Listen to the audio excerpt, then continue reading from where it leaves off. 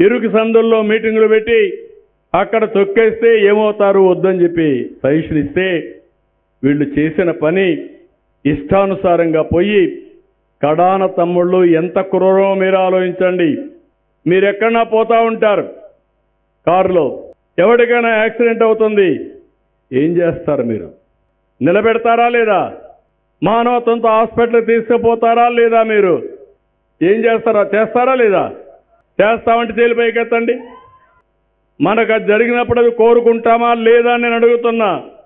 అలాంటిది నీ కారు కింద పడి ఒక అతను ప్రమాదంలో పడితే కుక్కను మారిగా తీసి పక్కన బారేసి వీళ్ళు నేరుగా వెళ్ళిపోతే అతను హాస్పిటల్ తీసుకుపోవడానికి లేట్ అయ్యి అతను చనిపోయాడు. Hit and run. అంటే నీకు మనుషుల యొక్క ప్రాణం అంటే విలువే తెలియడం లేదు. ఏమంటున్నారు? నా కారు కింద పడలేదని ఇంకో కారు కింద పడ్డారని రెడీ చేశారు సాక్ష్యాల్ని. భగవంతుడు ఓసారి పంపిస్తూ ఉంటాడు. ఈసారి నేను ఏమార్దలుచుకోవాలా?